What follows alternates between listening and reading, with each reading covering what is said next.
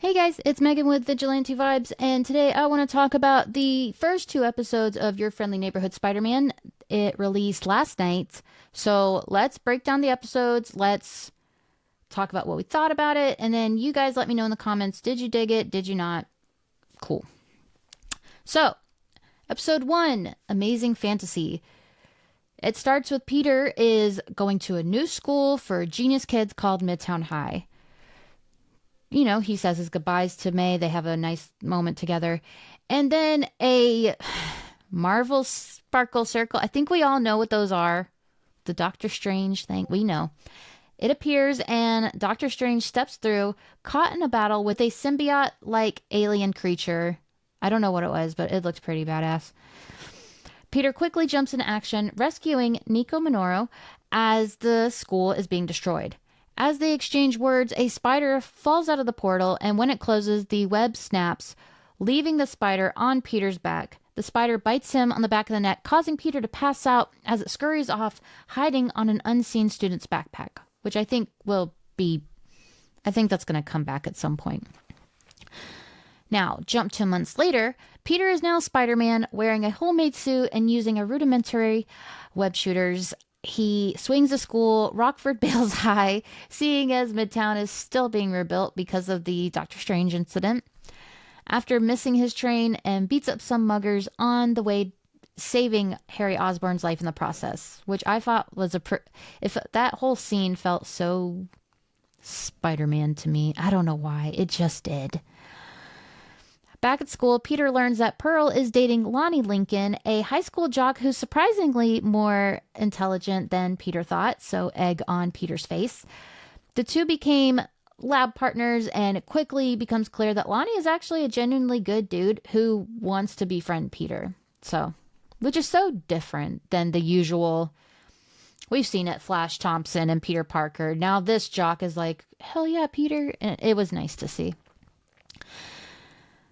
However, despite his upbeat attitude, Lonnie faces challenges on his long journey home to Harlem. He endures subtle racism, like a woman refusing to sit near him on the subway and cops tailing him as he walks back to his family's apartment. And we get to see that his family is actually struggling financially.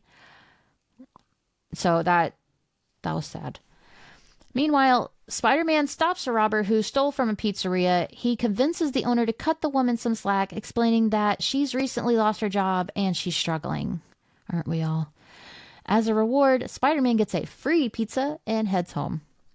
On his way back, he spots a DVD player in the trash and notices a fancy car parked outside his apartment, the kind that might belong to Tony Stark.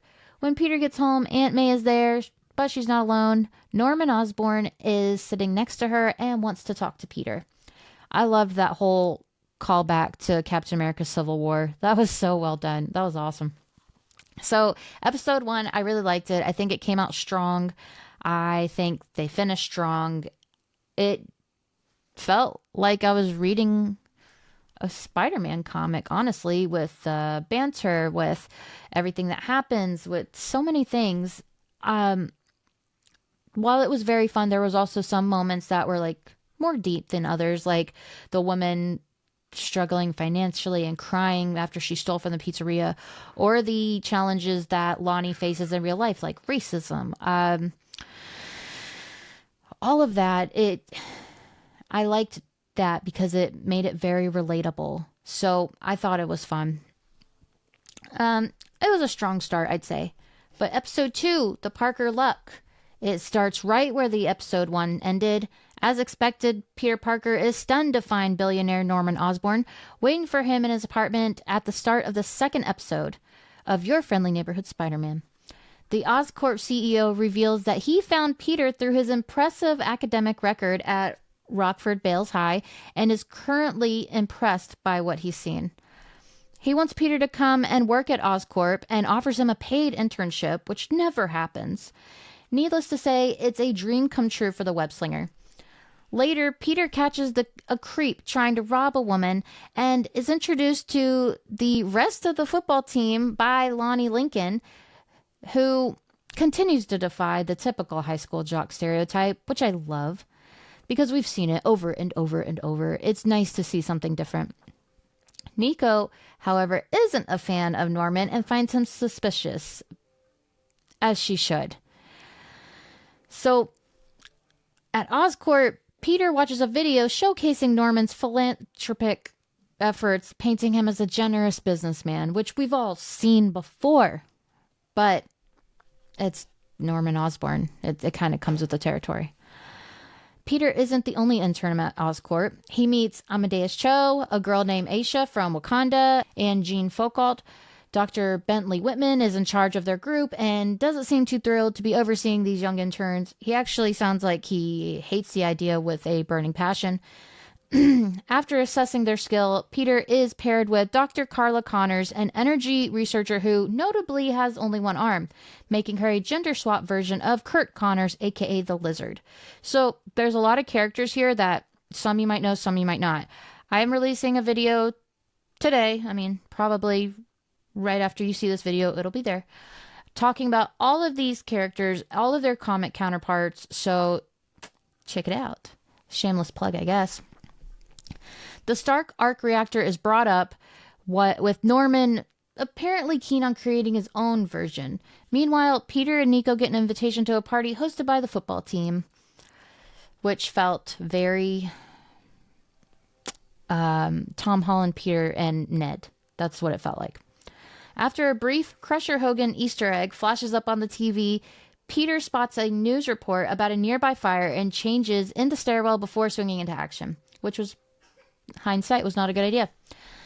The villain, Butane, has been hired to burn down some abandoned buildings, and he's in the wrong one. He's dumb. He's an idiot.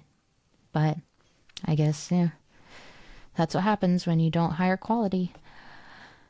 So a fight ensues and spreads to a pet shop where Peter saves some animals before outsmarting the powerful baddie, who on his tech has a very eye-catching logo the hero takes real good notice of. Nico is left alone at the party as Peter heads back to Oscorp, where his absence was not unnoticed. He's quickly called to Norman's office, and on his way there, he spots photos of Osborn with Captain America. Peter tries to explain himself to his new boss, but Norman cuts him off, turning his monitor around to reveal footage of Peter transforming into Spider-Man. So, you're Spider-Man, Norman says, just as the episode wraps up. I really like the cliffhangers they're leaving these episodes on, but I feel like they would hit a lot harder if you didn't just give us the episode right after immediately. I don't understand the release schedule at all. It's like 2 episodes this week, 3 episodes at once next week. I don't understand it, but I don't work at Marvel, so who am I to judge? But I thought both episodes were really well done. I really liked the characters. I liked the character dynamics. I really liked Nico and Peter. I made a video yesterday about the voice actor for Peter and some of his one comment that he said. And I know a lot of people said they're not going to watch the show, but other people who worked on the show have said to watch it. They worked really hard on it. I was excited for the show. My excitement kind of dwindled a little bit after his comments, but it's like, they're right. Other people worked on the show too. So I'm still going to watch. Of course, I've lost respect for, what is even his name? Hudson Thames or whatever. Calm down. But I really like the show. I don't like it because of the voice actor of Spider-Man. I like it because of everything else. I like how everything was done. I actually really, sorry, there's like a blind right there. Of course.